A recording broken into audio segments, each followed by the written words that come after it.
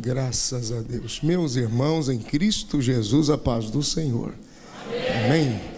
Levante a sua mão direita lá em cima com a minha e diga assim: ó Deus, muito obrigado pelo privilégio de estar assentado ao lado de pessoas tão especiais para a minha vida. Se o que você disse é verdade, antes que eu continue, quero pedir que você diga aí a pelo menos duas pessoas, na direita ou na esquerda, diga assim: ó, muito obrigado por você fazer parte da minha vida nesta tarde, nesta escola.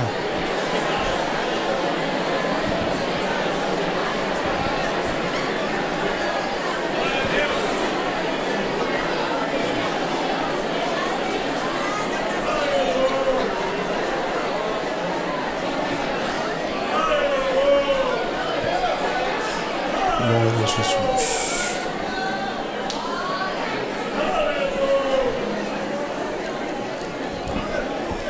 Glória a Deus. Jesus é bom. Queridos, continuo dizendo que eu estou muito feliz por estar aqui com os irmãos. Estamos juntos desde a sexta passada e o Senhor tem sido bom conosco.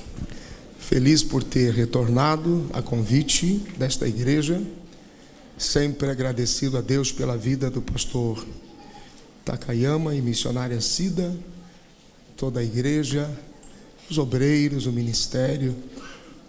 O Senhor os abençoe rica e poderosamente.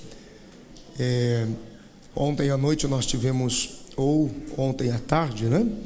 Nós tivemos uma tarde muito especial com toda a igreja e obreiros, não é? E nós seguimos agora com o compromisso do conteúdo da Escola Bíblica de Obreiros.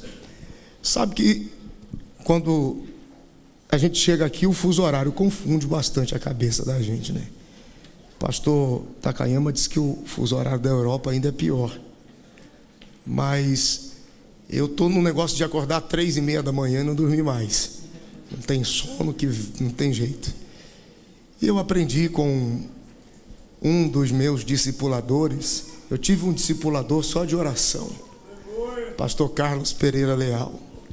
E ele dizia: quando você vier para o mundo de Deus, para o mundo do propósito, para o mundo da chamada, da separação de Deus, perder o sono para nós nunca é perder sono. É sempre um chamado de Deus para oração. E ele me ensinou isso. Então isso para mim é muito, isso é vigência, lembra? Então é indiscutível. Eu não paro nem para refletir se é de Deus a voz que eu estou ouvindo. Eu já caio de joelhos.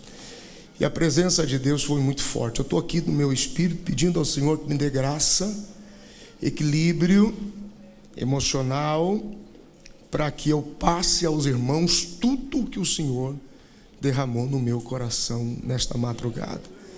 E eu estou muito tocado por esta palavra, porque quando você deixa o outro lado do mundo, quase que praticamente, ou pelo menos, e você vem para um lugar tão longe, para uma obra tão séria, que completa agora seus 20 anos, isso não é uma reunião por acaso, não é uma coisinha, uma festinha, não é um encontrinho, não é olha, vamos trazer alguém por qualquer razão ou sem razão nenhuma. Não existe. Nós estamos envolvidos nesses dias em uma atmosfera profética de grande significado para o resto da vida desse ministério aqui no Japão. Tem alguém aí? Diga glória a Deus. Lembra que ontem eu usei uma expressão diferente? Eu falei sobre o parafuso espanado, lembra? Ok? Inclusive eu preciso de uma atenção redobrada de todos os irmãos, mas eu preciso uma atenção redobrada dos jovens da igreja nesta tarde, de todos os jovens e obreiros mais novos também. Todos são fundamentais, mas eu preciso que os jovens entendam. Ontem eu usei uma expressão do parafuso espanado, né? que você fala e tem gente na igreja que é como um parafuso espanado. Quando você pensa que deu aperto, ele afrouxa de novo. Não segura nada, não pega nada, não retém nada. Se nós não levarmos em consideração, estejam todos atentos, que nada tire a sua atenção agora. Todos atentos. Eu sei que a casa está cheia, temos as crianças, sem problema algum, mas na medida do possível, fique atento. Se nós não nos alinharmos neste tempo com o propósito de Deus para este tempo do fim da igreja, vão passar mais 10 anos, e se Jesus não voltar e nós ainda estivermos vivos, provavelmente muitos aqui estarão, porque o Japão tem uma longevidade impressionante, né? E vamos supor que eu consiga voltar aqui de novo e encontrar o pastor Takayama com quase 70 anos, ou 80. Quantos anos o senhor tem, pastor?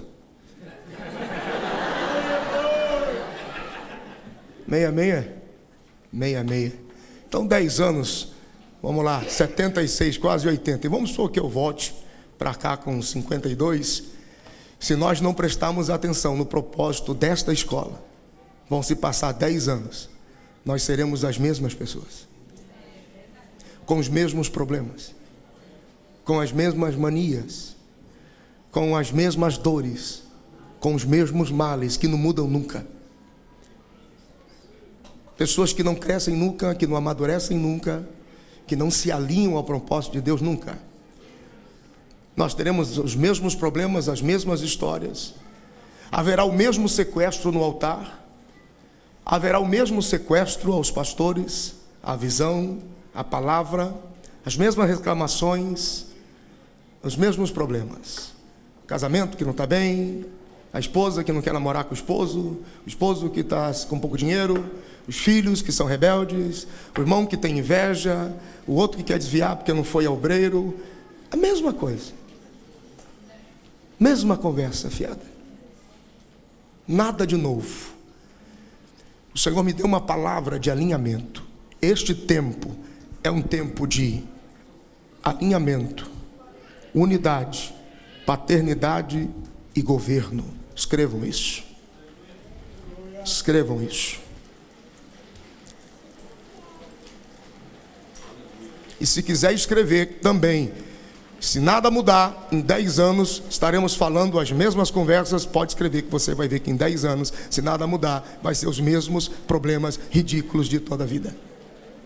As pessoas precisando serem salvas e a gente tentando resolver problema de coisas que já deveriam estar resolvidas.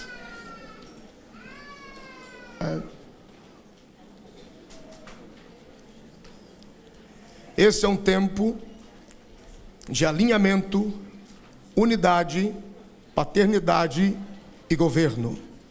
Essa nomenclatura, ela foi simplesmente negligenciada da Bíblia, por serem nomenclaturas que expressam princípios de Deus, que exigem muito mais do que os nossos privilégios denominacionais. Seguir o nosso sistema é fácil. Agora, responder ao método e ao propósito de Deus é que nos exige mais. Por isso que o povo diz a Moisés: sobe tu, fala com Deus, pois vem você e fala conosco. Queremos ouvir a sua voz e não a de Deus. Então eu estou completamente consumido por esta palavra e crente da cabeça aos pés, que nessa escola bíblica, 22ª, é isso, né, pastor?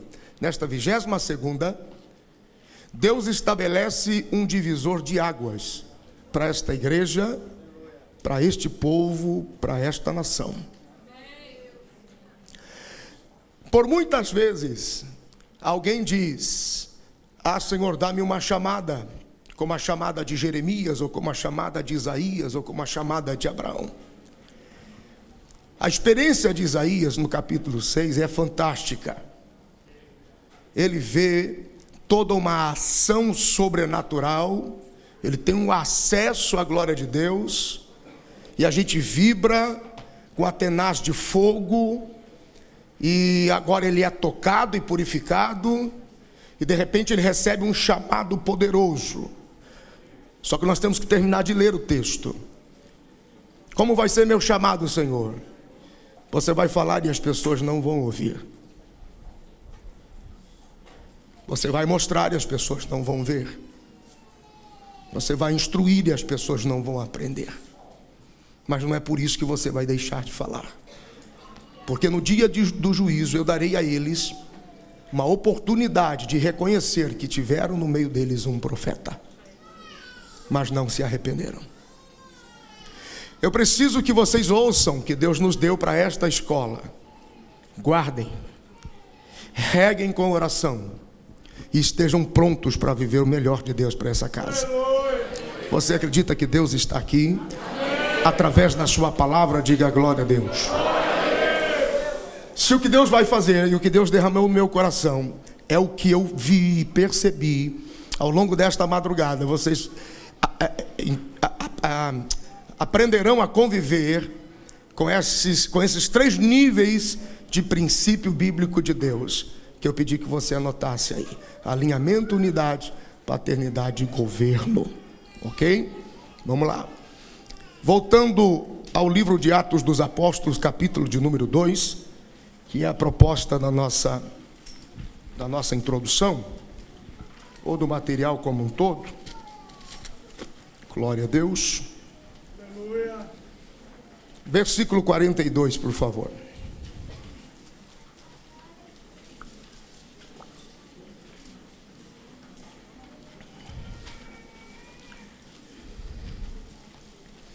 Atos dos Apóstolos, capítulo 2, versículo 42. Até o 47, que já foi lido com os irmãos. Vamos fazer só vamos iniciar no 42. Glória a Deus. E perseveravam na doutrina dos apóstolos, e na comunhão, e no partir do pão, e nas orações, e em toda a alma havia temor. E muitas maravilhas e sinais se faziam pelos apóstolos, e todos os que criam estavam juntos, e tinham tudo em comum. Vendiam suas propriedades e fazendas, e repartiam com todos, segundo cada um havia de necessitar. E perseverando unânimes todos os dias no templo, e partindo o pão em casa, comiam juntos com alegria e singeleza de coração, louvando a Deus e caindo na graça de todo o povo. E todos os dias acrescentava o Senhor à igreja aqueles que se haviam de salvar. Aleluia. Eu quero que você destaque o versículo 46. Independente da versão que você tem, repita depois de mim. Diga assim: perseverando unânimes todos os dias no templo. Agora eu vou parafrasear, você me copia. Diz: todos os dias no templo eles repartiam pão em casa, comiam juntos com alegria e singeleza de coração. Diga graças a Deus.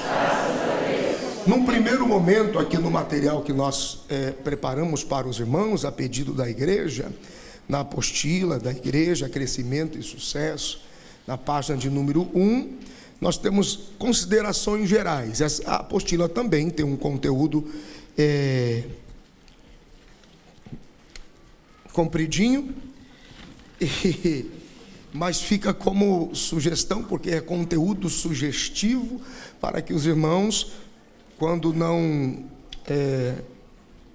concluamos toda ela, fica como material de consulta, resumida e como sugestão para todos os obreiros.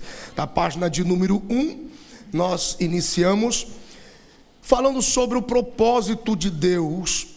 A igreja é o grande propósito de Deus, é o seu grande sonho, é o seu grande projeto. Aleluia. Uma coisa que nós precisamos deixar bem claro na nossa mente e no nosso coração: igreja não é projeto de homem.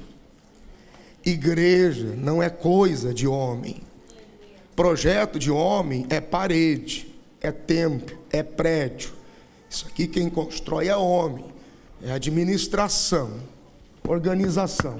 Isso aqui é o que o homem no máximo consegue fazer. Igreja não é feita de paredes, igreja é feita de gente. Igreja é feita de pessoas.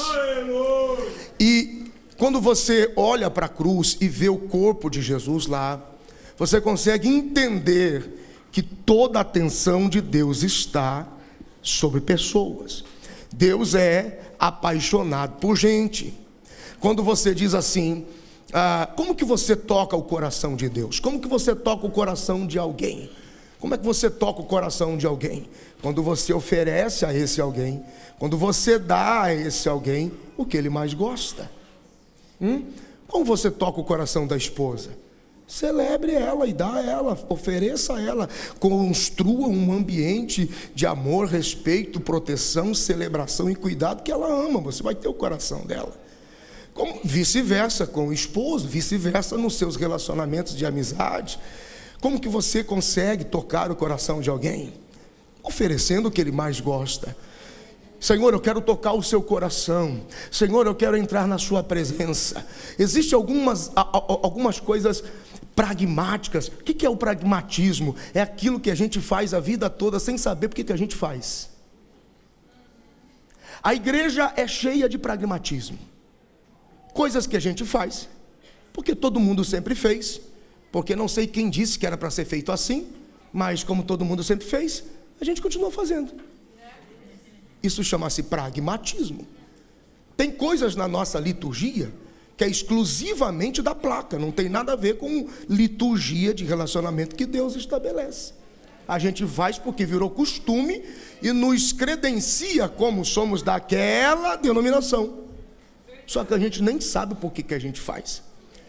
Existe muito pragmatismo na igreja, nos nossos cultos e nas nossas reuniões. Quando você quer tocar o coração de Deus, por exemplo, Senhor, me leva à sua presença. Gente, o que eu vou dizer aqui tem um nível assim, um tanto alto. Domingo, eu disse algo aqui, que se eu não desviei os irmãos, é porque Deus lhe ama muito, porque andou por ali. Quem aqui já viu andando aqui por Comac, por cidade onde você mora, Japão? Quem aqui já conseguiu, vai atravessar a rua e você vê uma ovelha? Uma ovelha, que é isso? É uma ovelha aqui atrás. Que é aquilo? É uma ovelha ali atrás. Quem já viu uma ovelha? Quem já passou mão numa ovelha? Aqui no Japão, sem ter que ir por interior, ou para o sítio, ou para as fazendas. Jesus usa uma linguagem pastoril dos seus dias para justificar relacionamento e cuidado. Ontem no versículo 15, ou no capítulo 15 do Evangelho de João, você entendeu o nível que ele leva aos discípulos. Nós somos ovelhas até a cruz. Da cruz em diante, não somos mais ovelhas, não somos mais do pasto, somos filhos na mesa. E isso diz muito. Isso diz muito, chama-se processo de alinhamento e entendimento da palavra. Se você tem comportamento, porque a sua fé não sabeis mais do que convém saber, se te fere o fato de que você é filho e não ovelha de pasto, irmãos, tem gente dormindo aí, socorre aí, pelo amor de Deus, porque até pegar o fogo demora um pouco, eu tenho que instruir vocês, né? Jesus instruía, pregava e orava para curar. Então, uma coisa de cada vez. Só acorda o povo, pelo amor de Deus aí. Já estou ficando constrangido. Será que eu estou tão ruim assim? É que eu tenho que ensino, prego e depois eu oro para que haja ação de Deus sobre a sua vida. Isso é perfil de Jesus, presta atenção. Ok? Não vou falar de novo, não perco o raciocínio. Não convém saber mais do que você, ou não saiba mais do que convém saber. Se é estranho para você o alinhamento de que depois da cruz você é filho junto da mesa, e você prefere a ideia de que ovelha do pasto te traz paz, fique com a ovelha. Ok? Agora, se você consegue entender que você já não é mais um bicho pastoril de pasto, cheio de carrapicho, que vive arrancando as suas peles porque vive em espinho, mas que você agora é um filho junto da mesa que fala com o seu pai, é um outro nível. Deus nunca deixou de ter o que os seus filhos precisam. É que a gente muitas vezes não migra para nível de filho, a gente vive ovelha junto do pasto. Isso é uma nomenclatura pastoril. Jesus nunca usaria hoje essa linguagem. Ele jamais falaria sobre ovelha. Por isso que estamos vivendo um tempo de alinhamento e propósito. Presta atenção. Tem alguém aí? Diga glória a Deus. Igreja é algo 100% da mente de Deus. O que os homens construíram foram denominações, organizações sociais, políticas sociais, e muitas vezes somente de caráter empresarial e nada mais. Deixou de ser igreja de Jesus há muito tempo. Funciona porque o pragmatismo gera um efeito tamanho que as pessoas ficam ali e não sabem por que estão, mas alguma coisa diz que elas têm que estar ali. Se a gente quer entender igreja de sucesso segundo a mente de Deus, por que está falhando? A igreja de Jesus nasceu para dar certo. A igreja de Jesus vai muito bem, obrigado. Agora, o que está com problema são as instituições que querem pensar como instituições e não como Deus. O produto empresarial, instituição, está falindo. A igreja espiritual de Jesus se mantém viva. Ela está bem no mundo todo, ela está poderosa, toda zelosa, especial e toda dele, cheia de boas obras. Quer ver só a situação? Olha para alguém do seu lado aí, na direita ou na esquerda, e diga assim: prazer, eu sou a igreja. Vê como é que o rosto dele fica.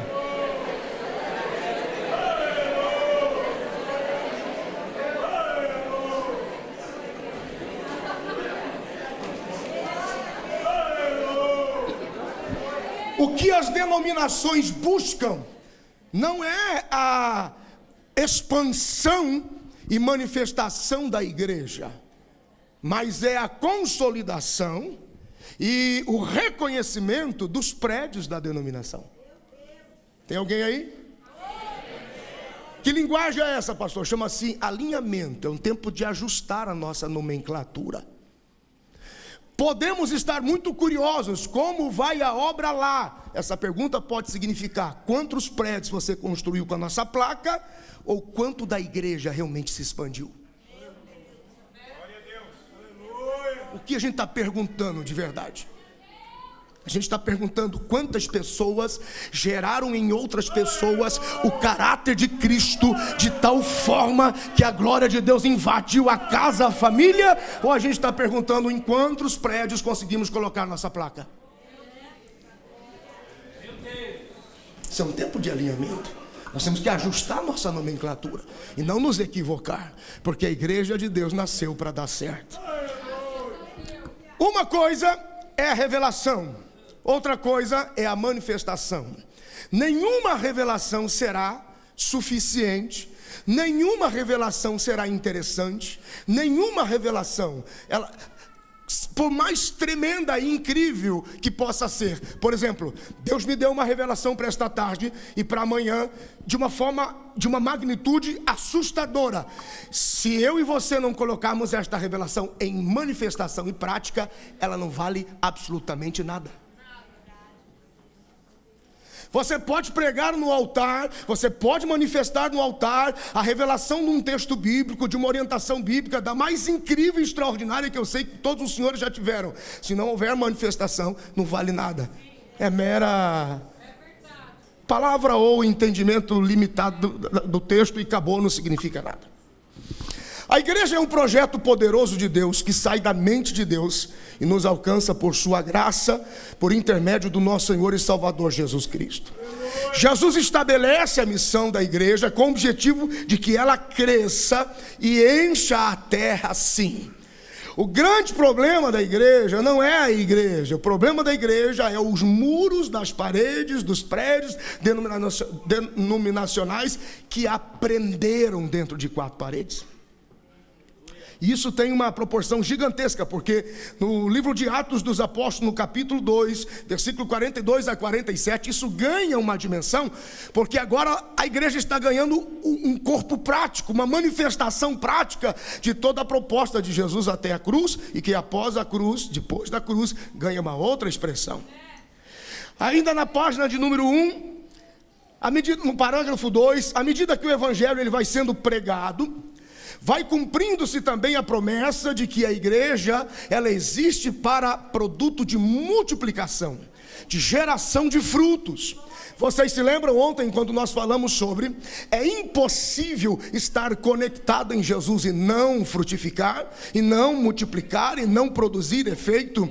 Quem está conectado em Jesus e não produz o efeito último final dos frutos, queridos, nós somos como galhos conectados à videira verdadeira. Então o evangelho passa por nós, a graça passa por intermédio de nós, e o produto final, o resultado final são os nossos frutos. Preste atenção. Quem não está produzindo frutos dignos ou segundo a videira verdadeira, esse corre um grande risco de sofrer uma intervenção radical de Deus, porque disse Jesus: o meu Pai corta e joga fora. A igreja existe para crescer, a igreja existe para se multiplicar, a igreja existe para frutificação. Cristo é o cabeça dessa igreja. E o Senhor Deus Pai liberou sobre ele profeticamente, por antecipação, no Salmo de número 2, versículo 8, que as nações seriam dadas a Jesus, que seria uma manifestação mundial, sobrenatural, de mega expressão, porque a igreja existe para crescer e para ter grande e poderosa expressão. O livro do Apocalipse, no capítulo 7, versículo 9, diz que quando o Cordeiro é entronizado, o cântico muda, e agora os anjos, os arcanjos, os serafins e até os anciões começam a celebrar e a cantar de forma diferente, porque é incrível, eles têm um cântico novo, né? Acho que uma das vezes que eu vim aqui, eu já preguei essa mensagem aqui, eles têm um cântico novo, e como que pode no ambiente da eternidade alguma coisa envelhecer?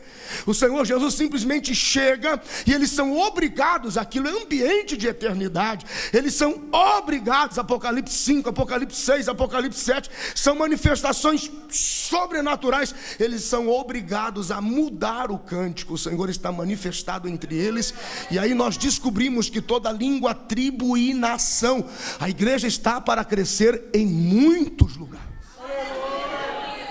Em muitos lugares. O Senhor espera que nós, que entendemos o propósito da igreja, façamos essa multiplicação poderosa em muitos lugares. Mas a igreja está para se multiplicar como igreja e não como política denominacional.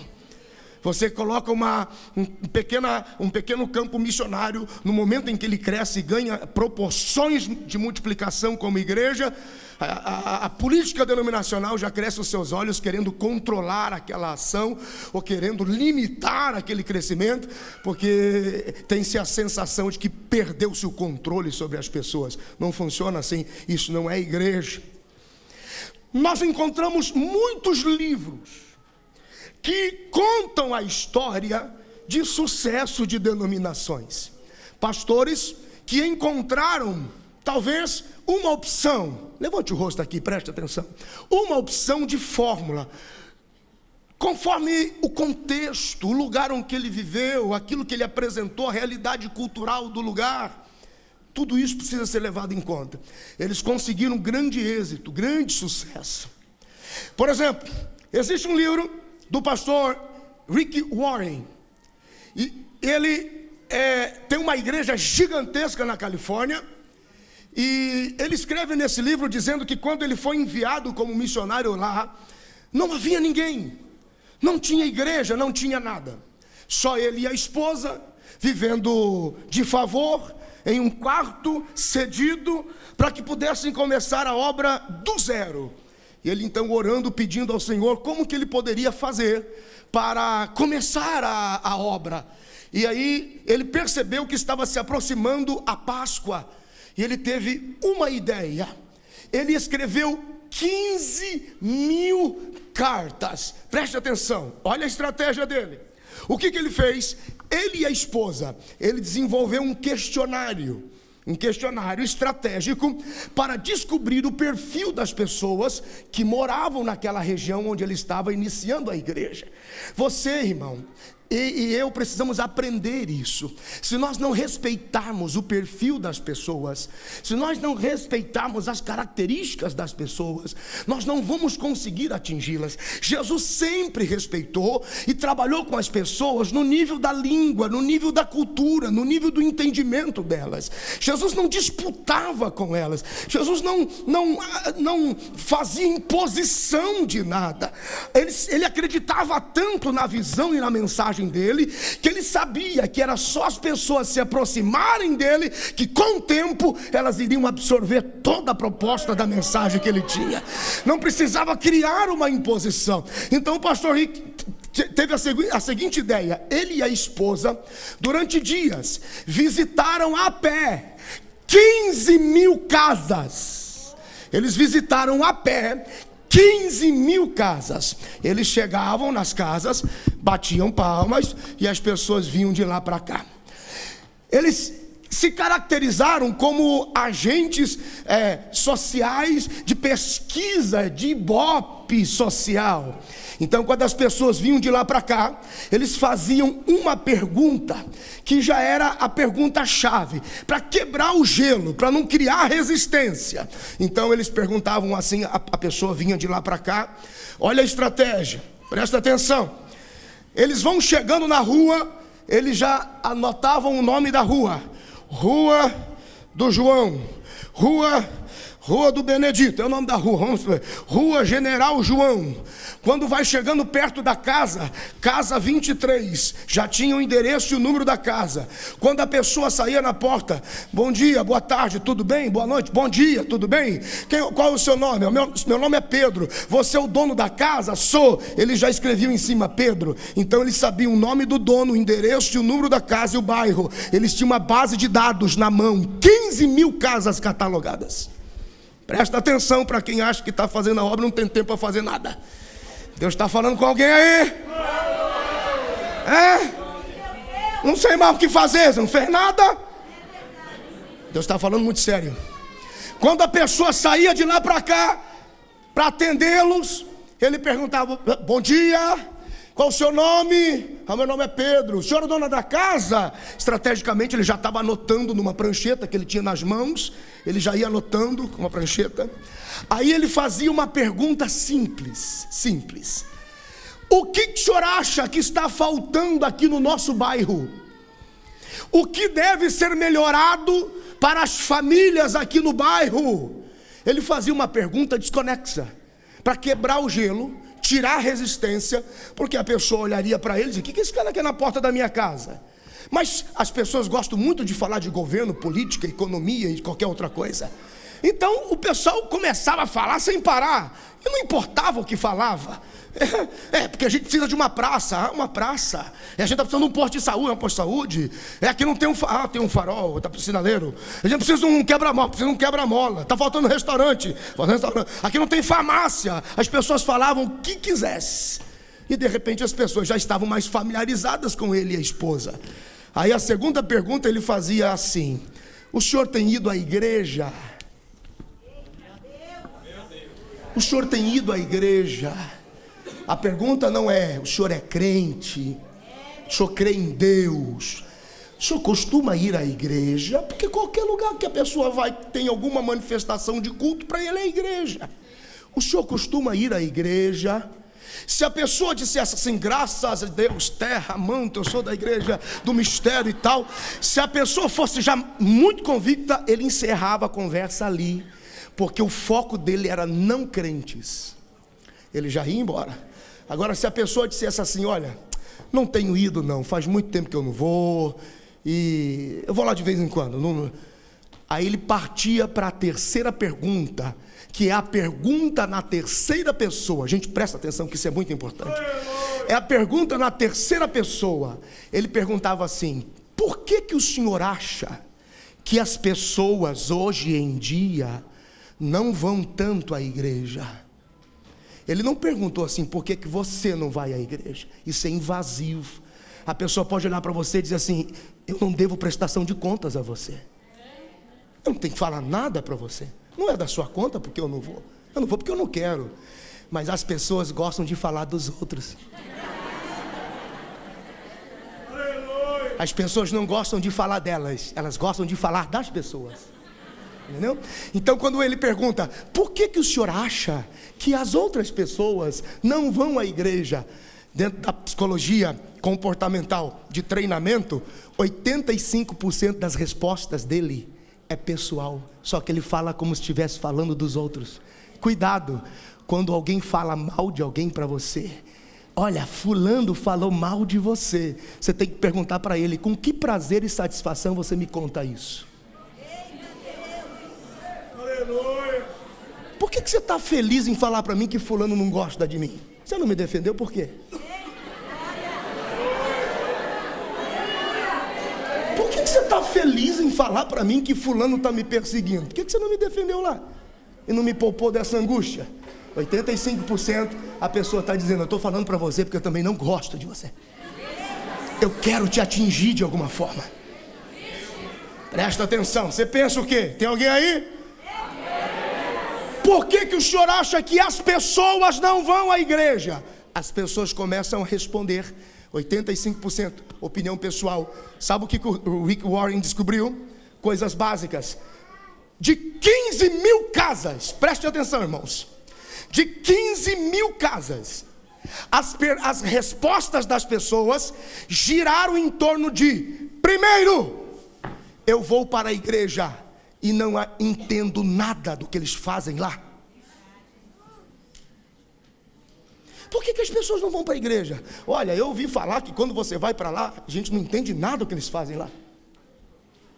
Segunda resposta mais comum: por que as pessoas não vão mais para a igreja? E as pessoas respondiam: porque quando a gente vai para lá, eles só querem o nosso dinheiro, só querem a nossa carteira. Terceira resposta mais comum, de 15 mil casas. Olha que coisa. Por que as pessoas não vão mais para a igreja? Porque eu tenho filhos e eu não tenho onde deixá-los. As igrejas não sabem cuidar das nossas crianças. Eu quero prestar atenção no culto, mas a igreja não está preparada para treinar e cuidar e abraçar meus filhos enquanto eu assisto o culto. Pessoas deixam de vir à igreja porque não tem onde deixar suas crianças. A gente quer uma grande sala, mas não quer nada para as nossas crianças. Quarta resposta mais comum do Rick Warren: porque, olha que coisa, por que as pessoas não vão à igreja? Irmão, as pessoas não reclamaram de outra coisa. As pessoas disseram: eu não entendo nada que eles fazem lá. Segundo, além de eu não entender nada, toda hora que eu entendo é o meu dinheiro que eles querem. Terceiro, eu não tenho onde deixar minhas crianças. Porque às vezes, quase sempre não se pensa nas crianças, se pensa no povo. E aí o culto fica tumultuado. Não pensa nas crianças. As crianças têm que ter uma sala, tem que ter o berçário, tem que ter atenção, tem que ter uma monitora, tem que ter acompanhamento, tem que ter gente com elas, para que os pais possam ser ministrados. A criança não entende a linguagem do culto adulto e assim por diante. E a última resposta mais comum que ele ouviu, qual foi? Eu não tenho onde estacionar meu carro.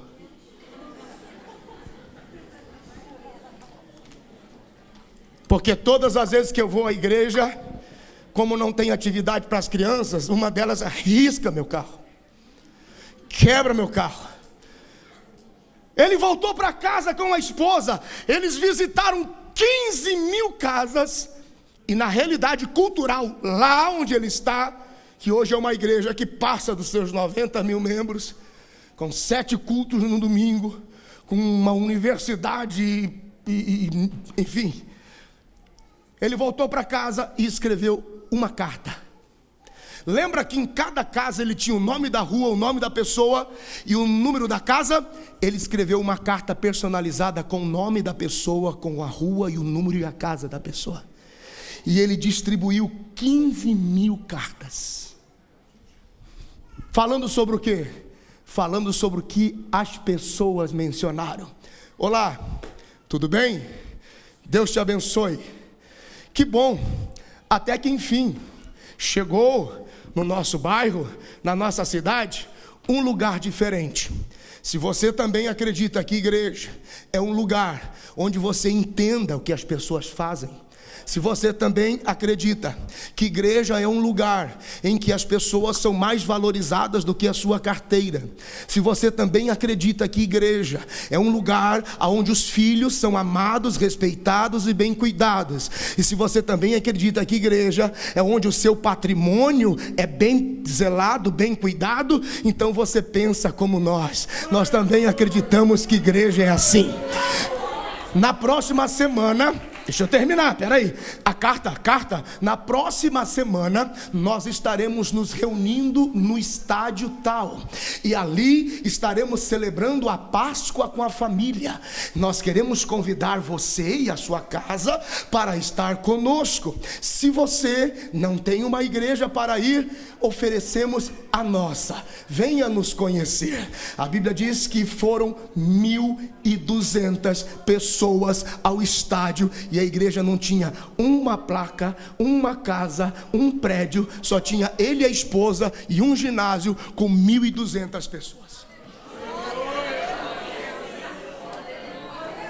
Naquela noite ele pregou sobre o sacrifício de Jesus na cruz do Calvário, fez um apelo, 242 pessoas aceitaram a Jesus, e a igreja começou com aquelas 242 pessoas numa noite pela Páscoa. A igreja existe para dar certo.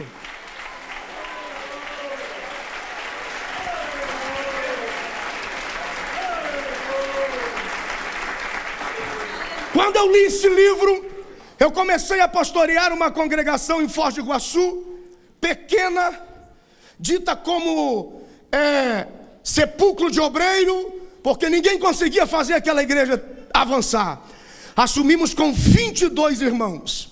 Em um ano de trabalho, eu e minha esposa, falei, amor, vamos fazer igual o livro? Vamos. Visitamos 3.500 casas do bairro, eu e ela, fizemos a mesma coisa, porque discipulado é ter a coragem de imitar para aprender. Esse negócio deve funcionar.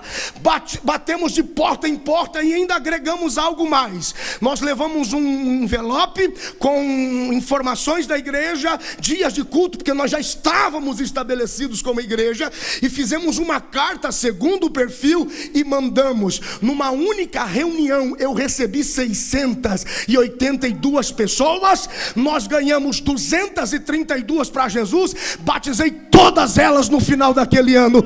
E a igreja pulou de 22 pessoas para 240, quase 250 pessoas. Queridos, nós precisamos estar organizados. Não importa a revelação, se não houver manifestação, não valerá para nada. Eu libero sobre você uma palavra de criatividade, inteligência, para fazer a igreja de Deus crescer. Tem alguém aí? Diga glória a Deus.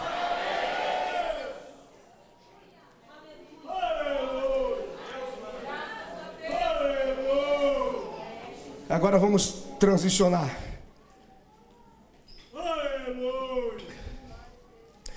Abram a epístola do escritor aos Hebreus.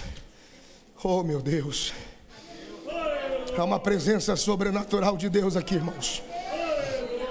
Fica ligado.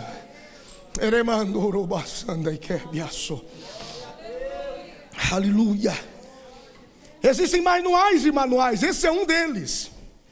Agora, é importante achar o contexto cultural de cada lugar. De caráter geral, é muito próximo, porque a igreja de Jesus é a mesma em todo lugar. Não podemos esquecer que o Espírito Santo de Deus trabalha. Nós precisamos estar antenados para isso, amém, irmãos? Escritor aos Hebreus, capítulo de número 9, Glória a Deus. Ei, amandoroba, shei, queimaço. Tem algo de Deus acontecendo aqui. Aleluia. Nós vamos falar deste tempo em breve. Oh Deus. Hebreus capítulo 9, versículo 8. Quem entendeu, diga amém. Amém. Dando nisto a entender o Espírito Santo, que ainda o caminho do santuário não estava descoberto, enquanto se conservava em pé o primeiro tabernáculo. Versículo 9, onde nós estamos, que é uma alegoria para o tempo presente, em que se oferecem dons e sacrifícios, que, quanto à consciência, não podem aperfeiçoar aquele que faz o serviço. Levante o rosto. O escritor faz uma advertência semelhante a todos os tipos, símbolos, hábito, costume, tradição. Ele está chamando a atenção dizendo: eles tinham por hábito o sacrifício de animais, a aspersão do sangue, a celebração de mesas e pães sagradas, a condução de panos. Eles tinham por hábito a manifestação de sacrifícios e cultos e rituais que em nada mudava, em nada transformava a consciência das pessoas. Às vezes eu tenho a sensação que nós vivemos exatamente assim. Todo o nosso pragmatismo, todas as nossas propostas de liturgia, cantando, não cantando, ministrando, orando, clamando, revelando, e a consciência das pessoas não mudando. Meu Deus! A consciência das pessoas não se transformando. Olha como isto é forte. O escritor continua dizendo, versículo 10: consistindo somente em manjares, rituais, bebidas, abluções, justificações da carne, impostas até o tempo da correção. Mas, vindo Cristo, quando Cristo vem, oh meu Deus, Jesus precisa estar presente. O sumo sacerdote dos bens futuros, por um maior e mais perfeito tabernáculo, já não feito por mãos humanas, isto é, não desta criação, nem por sangue de bodes, bezerros, mas pelo seu próprio sangue, entrou uma vez no santuário. Não foi duas nem três, foi uma vez só. Ele entrou uma vez no santuário, havendo efetuado uma eterna redenção. Porque se o sangue de touros e bodes e a cinza de uma novilha esparzida sobre os imundos os santifica, quanto à purificação da carne, quanto mais o sangue de Cristo, que pelo Espírito eterno se ofereceu a si mesmo, imaculado a Deus, purificará de uma vez por todas, uma vez só, purificará as vossas consciências das obras mortas, para servirdes ao Deus vivo. É por isso, encerramos no 15, é por isso é mediador de um novo testamento, para que, intervindo a morte para a remissão das transgressões que havia debaixo do primeiro testamento, os chamados recebam a promessa da herança eterna. Só os espirituais glorifiquem a Deus por esta palavra.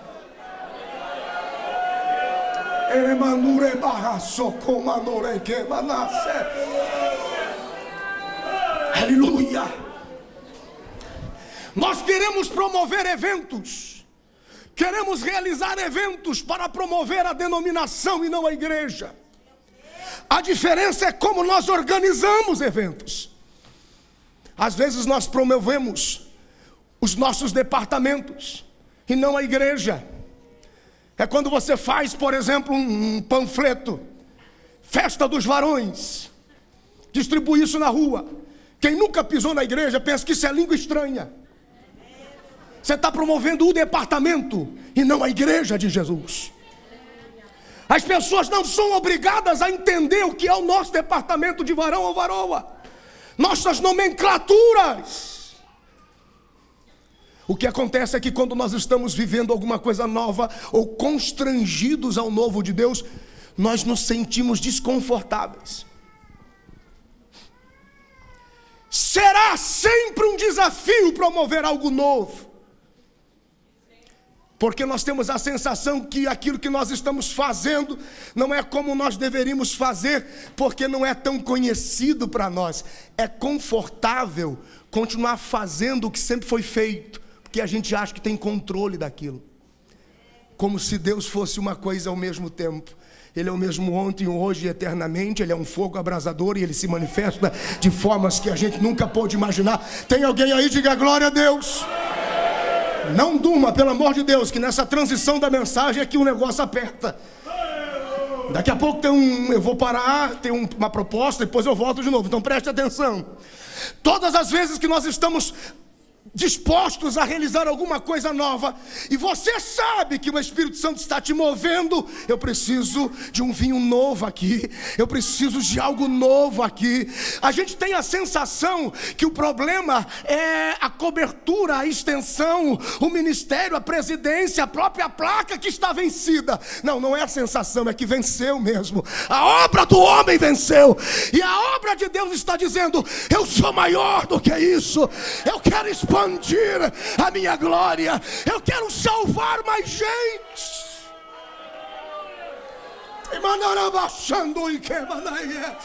O Espírito Santo começa a produzir uma revolta, e aí a gente começa a atacar. É porque os obreiros não entendem, é porque o ministério não entende, é porque as mulheres não entendem. O Espírito está dizendo: não tem a ver com o departamento, se é obreiro ou mulher, significa que eu estou incomodando a minha igreja para algo novo, diferente. Mas a gente tem medo, porque não é isso que a gente fez a vida toda. Nós nos preocupamos com isso. Somos desafiados para caminhar naquilo que é novo. Geralmente eu não escrevo nada, mas eu tive que escrever tudo isso aqui de madrugada. Foi vindo. E o Espírito Santo disse: anote que eu tenho pressa.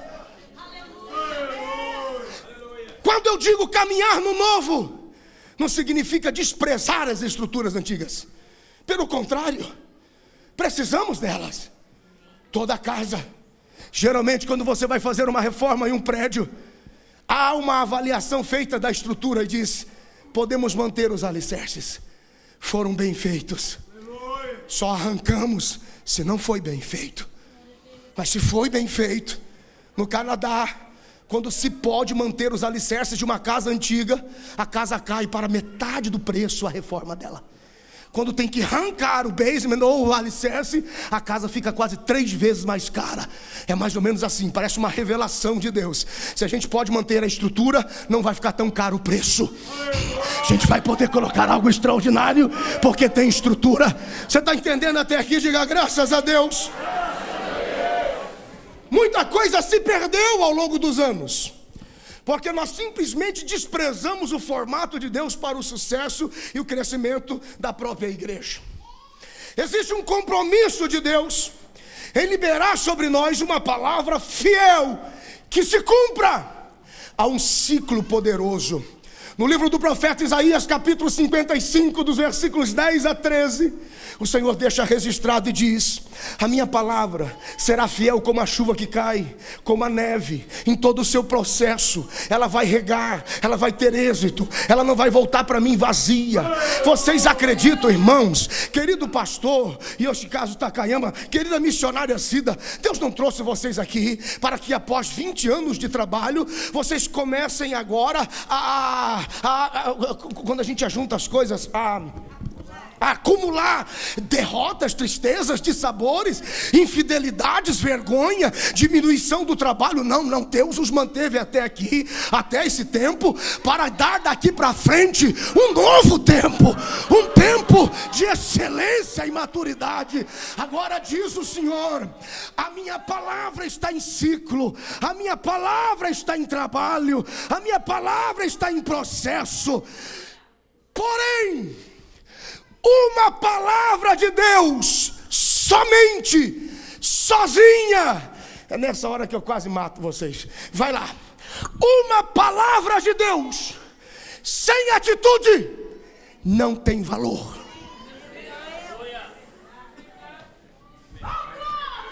Por mais poderosa que seja, uma palavra de Deus não passa de mera palavra, se nós não fizermos a nossa parte na cooperação do processo, para que aconteça o que Deus liberou sobre a palavra. O Senhor está dizendo que há um processo que precisa ser respeitado. Se eu chegar para você e disser: o seu casamento será uma bênção, e daqui a 3, 4 anos você chegar para mim e dizer: eu nunca vi tanta briga, eu nunca vi tanto desafio, eu nunca vi tanta dificuldade, e o Senhor não disse que o casamento vai ser uma bênção. A palavra de bênção está liberada sobre você, mas você precisa fazer parte do processo, você precisa fazer parte do desenvolvimento dessa palavra. Homens, assumindo o seu sacerdócio, provisão, proteção, paz e segurança à família. Mulher, como aquela que ama o seu marido e lhe serve e acredita nele, e porque ele consegue transmitir a imagem sacrificial do sacerdote que zela, você o responde e o corresponde, e como sábia edifica a sua casa e mantém os seus filhos em sujeição ao Senhor. Tem alguém aí? Só uma palavra não muda nada. O que muda é a sua e a minha resposta à palavra. Se Deus libera sobre a vida de um homem: vou fazer de você um pregador do Evangelho. Ficar sentado, sem estudo, sem leitura, sem pesquisa, sem aprofundamento, sem vida de oração, sem jejum, meu Deus, procure na história de grandes homens do avivamento mundial.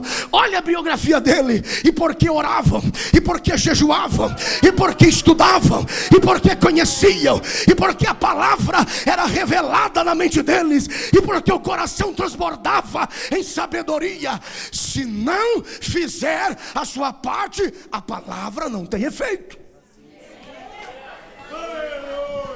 Deus está dizendo: a minha palavra não voltará para mim vazia, ela vai funcionar.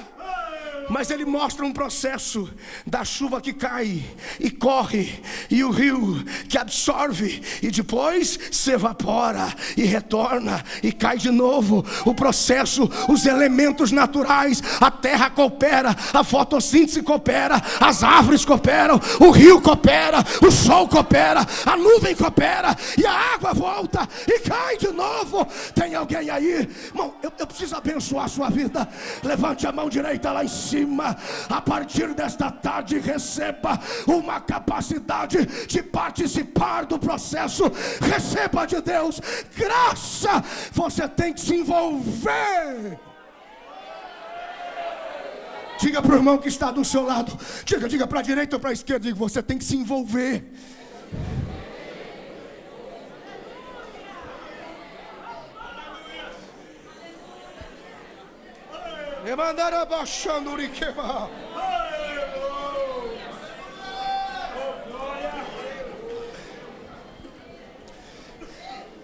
Não se pode fazer uma obra de sucesso, não se pode desenvolver uma igreja de sucesso se não houver envolvimento de todos. Posso falar? É possível você pastorear uma igreja por 20, 30, 40, 50 anos sem sucesso algum. Quando uma igreja não participa do processo e não se envolve, famílias começam a pagar preço por isso. Casamentos começam a pagar preço por isso. Quando uma igreja não assume a sua posição como deve ser, uma cidade, um país, uma nação inteira começa a sofrer e a pagar um preço por isso. Porque essa igreja que está ali não está mudando a vida das pessoas. Ela está alimentando o capricho de gente doente, espiritualmente doente, que não aceita a correção e não muda nunca. Os mesmos problemas, os mesmos telefonemas, as mesmas tribulações, as mesmas crises. Não nos resolvemos aqui e não conseguimos resolver e ajudar as pessoas que estão do lado de fora. É possível frequentar e fazer isso a vida toda e ainda sofrer e pagar preço caro por isso. Coloque a mão direita no seu coração agora. Feche os teus olhos. Diga assim comigo: Espírito Santo, prepara a minha mente e o meu coração para o que eu vou ouvir agora. Diga: Espírito Santo, eu preciso reter isso. Eu preciso guardar isso, porque eu sou a tua igreja. Se o Senhor está respirando isso, Jesus, então eu vou respirar com o Senhor. Se é isso que o Senhor quer, então eu quero o que o Senhor quer. Se você acredita nisso, diga glória a Deus. Aleluia. Estou quase concluindo a primeira parte. Quando nós temos um sonho de Deus, se nós não nos envolvermos com atitude, nunca foi sonho, não passou de delírio. Você teve febre à noite, ficou delirando e pensou que estava sonhando. Deixa eu fazer uma pergunta aos irmãos. Meu Deus, qual é o sinal? Qual é a característica? Existem 3 pelo menos, de que estamos vivendo um avivamento. Quem consegue na mente entender, descobrir, imaginar quais seriam as 3 principais características de que estamos vivendo um avivamento? Pense um pouco. A Bíblia diz no livro de Atos dos Apóstolos, capítulo 1, versículo 10 e 11. Atos dos Apóstolos, capítulo 1, versículo 10 e 11. Jesus está sendo recebido em cima nos céus. Uma nuvem prepara para o ocultar. De repente, anjos aparecem junto dos discípulos e dizem: varões galileus, por que estáis olhando para cima? Esse mesmo Jesus que dentre vós foi tirado, voltará do lugar para onde ele foi levado. Tem alguém aí? Diga graças a Deus. 3 coisas caracterizam um genuíno avivamento. Primeiro, uma ação e um mover sobrenatural do Espírito Santo na igreja. Poder, renovo, línguas estranhas, dons espirituais, libertação, vidas, famílias cheias de Deus, cheios da graça, pessoas que já não vivem mais por si mesmos, mas vivem para Deus, transformados no caráter de Jesus, pessoas que são bênção na casa, na rua, no trabalho, na sociedade. Primeira grande característica de que vivemos um avivamento é a ação sobrenatural do Espírito Santo no meio de nós. É a medida com que nós nos apaixonamos pelos dons, pelo poder, pela glorificação, pela exaltação, pela adoração. O ministério canta de louvor e a gente canta junto. A mensagem nos envolve, a glória de Deus nos abraça. Nosso tempo é para adorá-lo, o nosso tempo é para amá-lo. Estamos dirigindo, falando língua estranha, lavando louça, falando língua estranha, vai para a fábrica, falando língua estranha, anda pela rua, vai cantando, e a mente está cheia da palavra, e o coração está cheio da palavra, e a vida está cheia da palavra. Há uma presença sobrenatural de Deus. Avivamento é caracterizado pelo poder de Deus derramado em nós. Segundo, O que caracteriza avivamento? Um prazer de estar juntos no templo, na igreja, como igreja, para adorarmos ao Senhor. Avivamento, você conta nos dias, o culto está chegando, a reunião está chegando, há uma presença gloriosa. Meu Deus, Deus vai falar, o céu vai descer na terra, o Senhor vai nos alcançar com a sua graça. Ouviremos uma palavra bíblica e revelada, seremos abraçados com a graça de Deus, seremos envolvidos com o favor do Senhor. Eu estou indo para uma reunião onde o meu pastor orou, onde a mensagem está preparada, onde ela está regada com jejum e oração, onde está regada com jejum bíblico e oração sacrificial. Eu estou indo para uma casa onde a minha alma tem importância, onde a minha casa tem importância. Nós temos prazer em ir para a igreja. Terceira característica de que estamos vivendo um avivamento: um desejo desesperador, um anelo inexplicável pela volta de Jesus.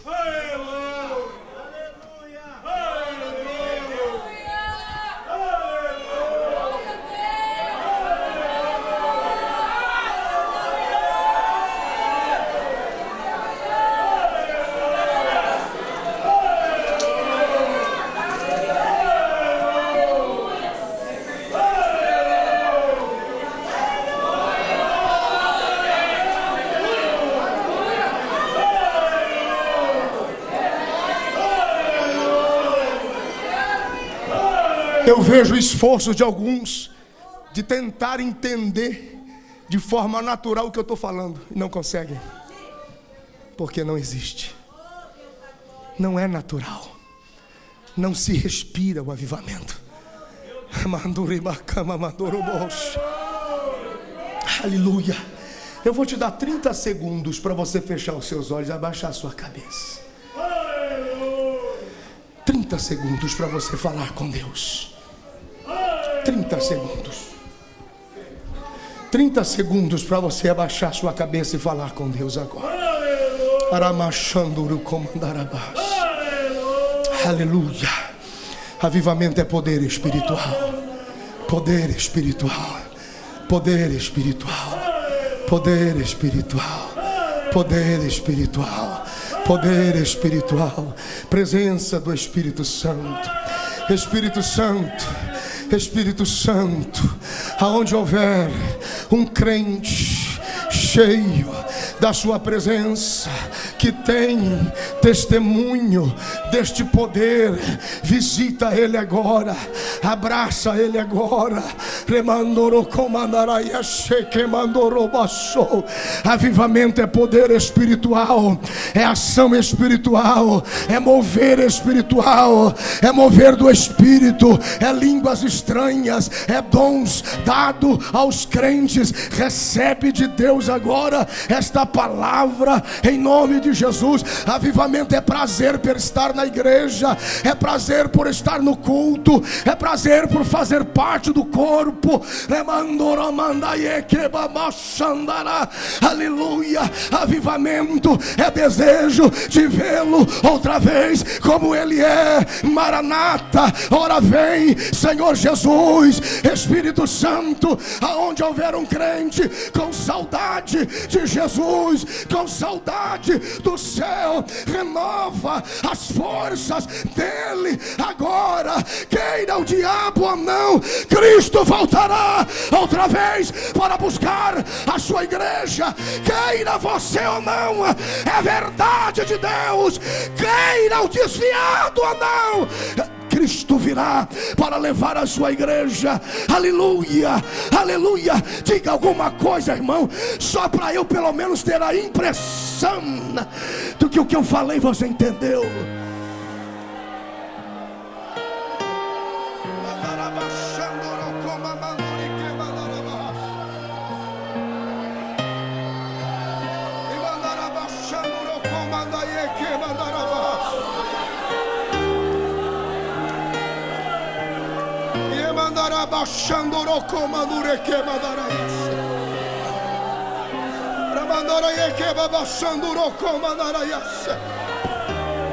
Aleluia.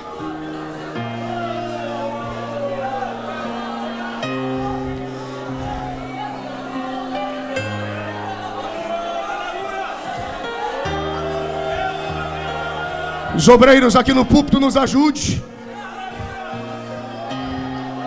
A igreja olha de lá para cá. O púlpito emana luz. Mostra o que você tem e o que você não tem também. Dê glória a Deus. O púlpito adora Jesus.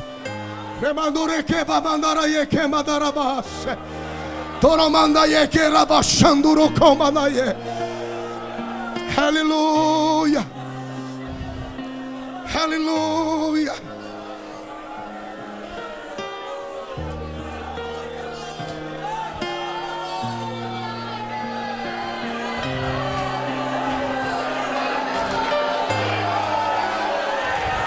Tem mais para falar, mas se é para terminar agora, terminamos agora.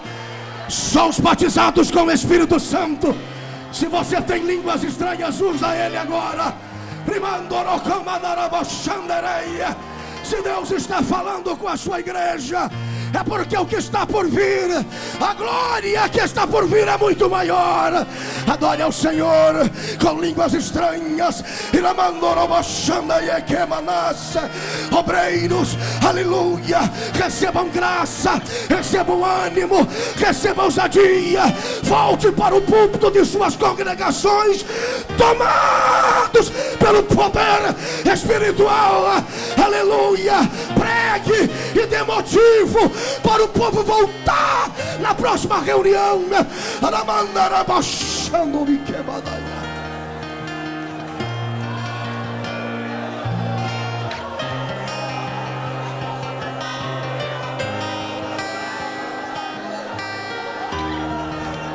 Receba renovo, receba força, receba graça. Eu estou tentando concluir. O Espírito Santo está dizendo: ministre mais sobre o meu povo. Receba graça, receba ânimo. Você não tem ideia do que você vai ouvir ainda. Deus está te envolvendo em um novo tempo. Você é projeto de Deus. Você é projeto de Deus. Igreja é projeto de Deus. A palavra que Deus liberou sobre a sua vida, ela vai se cumprir, mas você precisa se envolver. Aleluia. Assuma o teu lugar como pai, assuma o teu lugar como mãe, assuma o teu lugar como obreiro. Vá para a oração, vá para o jejum sacrificial. Seja um homem de Deus.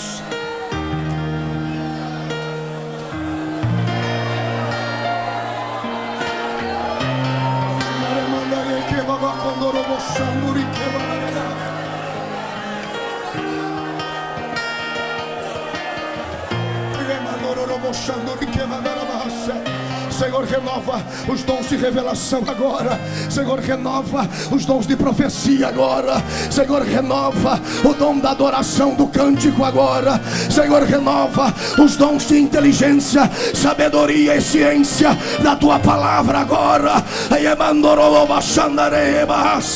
Em nome de Jesus, recebe agora. Senhor, entra neste casamento, entra nesta casa, entra nesta família agora e traz cura para esta casa, traz vida para esta casa.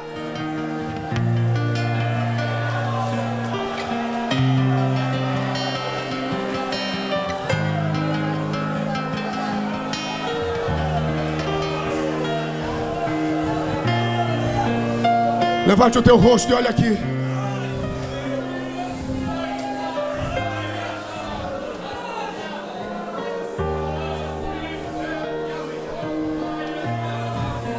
Senhores pastores, especialmente os que têm compromisso e responsabilidade com a palavra. Os demais, não posso ajudá-los. Não dá para ajudar quem não quer. Aqueles que usam da palavra com responsabilidade e temor, preste atenção. Os demais, fiquem aí de carona. Quando recebemos uma revelação de Deus, não significa nada a revelação. enquanto nós não manifestamos ela ao povo. Primeira etapa. Segunda etapa, essa revelação perderá sua força à medida que o povo deixa de responder. Já não é mais com a gente. O povo vai ter o governo, a vida e a sorte que merece, porque desprezaram uma revelação do altar. Agora, senhores que usam a palavra, quando nós recebemos uma revelação de Deus, até passá-la para o povo, igreja, presta atenção, nós vivemos uma linha fina, espera aí, uma linha fina, estreita, emocional, que põe em risco toda a revelação. Pastor Takayama, quando nós recebemos uma revelação de Deus, se nós não cuidarmos, o caminho entre a revelação e a manifestação no povo tem uma linha fina. Qualquer desequilíbrio emocional, a gente perde ela. E quando nós perdemos a revelação original, você pode ter duas, você pode ter a segunda, a terceira, a quarta, não importa, elas nunca serão a primeira. Meu Deus. Você pode vir com outra mensaginha, com outra revelação, vai ser legal, mas não vai ser como a primeira. Livro do Êxodo, capítulo 32, versículos 19, 20 e 21. Moisés está no monte. Quando nós hoje recebemos uma pequena revelação de Deus como homens, que privilégio, não? Deus do entendimento. Moisés recebeu da mão de Deus um esboço. Deus escreve um esboço nas tábuas. Dá a Moisés, entrega para o povo. Quando Moisés vai descendo, povo carnal, inclinado ao mal, beberrão, prostituído, murmurador, falador, fraco da cabeça, sem compromisso. Quando Moisés vem descendo, irmãos, equilíbrio, diz a Bíblia, versículo 19: irou-se Moisés e disse: esse povo não merece. Quebrou a tábua. Ó doido, quem é que quebra um esboço escrito por Deus? Quem é o doido, obrigado pastor, que escreve um esboço escrito por Deus? Você rasga o meu, você me ignora, dorme e faz o que você quiser. O que eu sou? Nada. Quem é que quebra uma tábua de Deus? Meu Deus. Aquela revelação, nunca mais. Tiveram que conviver com a segunda e a terceira. A minha oração é que esta igreja não viva de revelação atrasada.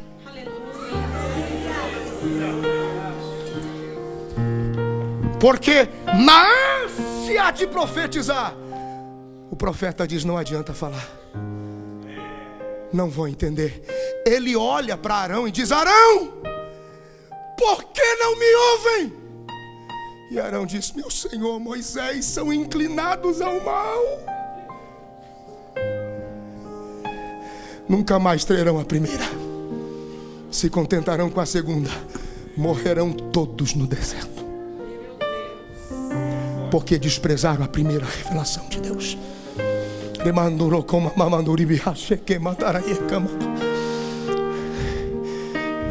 E se o que você está ouvindo esta noite, ou esta tarde, é a revelação de Deus que vai fazer você mudar para sempre, sua família, sua história, sua revelação a respeito de todo o propósito de Deus para a sua vida, para o seu ministério, para esta igreja, Deus está dizendo: eis que farei uma coisa nova.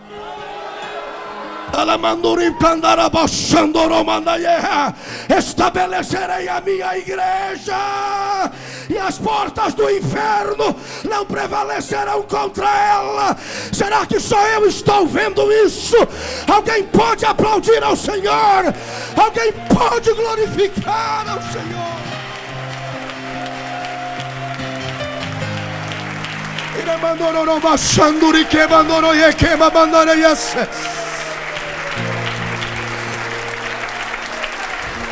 Nós vamos orar. Nós não podemos desprezar o tempo.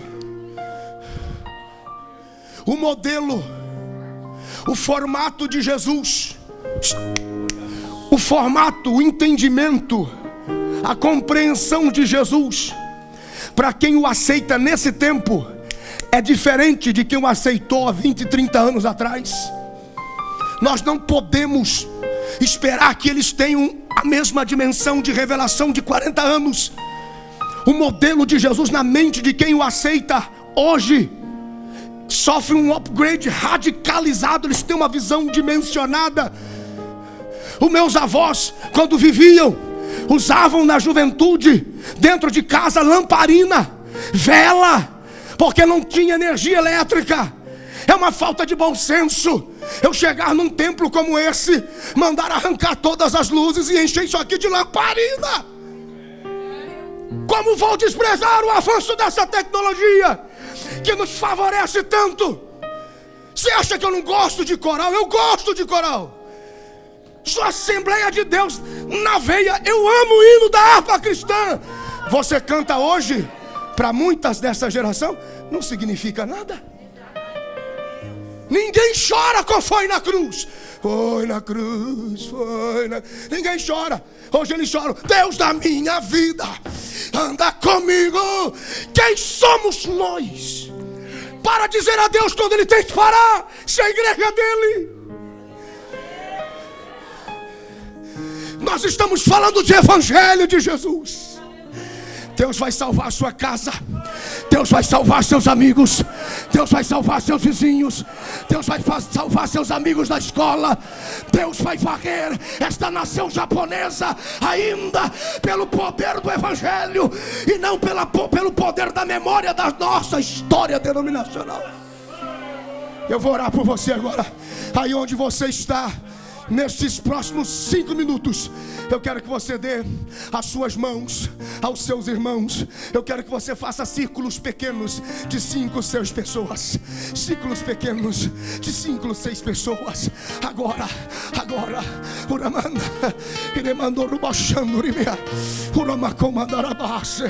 aquele que vocês cantaram por último, aquele de Ele ressuscitou. Esse seria uma boa canção. Feche os círculos agora. Aleluia, aleluia. A igreja de Deus não é uma igreja velha. O que envelhece somos nós. A igreja de Deus é vinho novo a cada geração, é vinho novo a cada tempo, porque Deus sabe o que vale uma alma. Recebe de Deus aí agora. Deus sabe como tratar com seus filhos. Deus sabe, Deus também tem um evangelho para a sua filha. Deus também tem.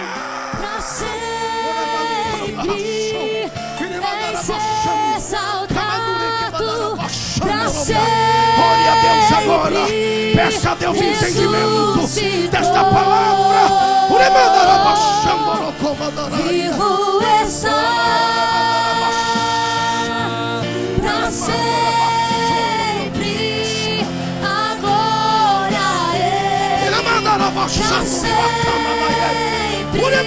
para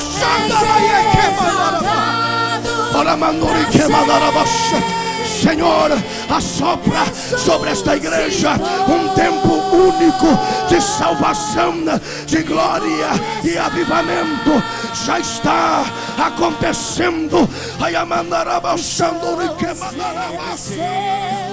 A pedra removeu e nada superou o seu amor. Ó morte, onde está o seu aguilhão? Jesus ressuscitou para sempre. Adore a Ele para sempre. Em ser exaltado para sempre. Ressuscitou.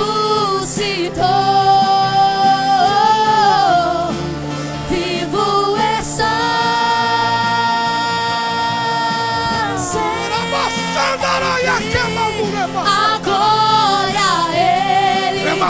Pra sempre. Esta palavra não vai morrer nos ossos. Geração do avivamento, receba ela agora. Vivo está.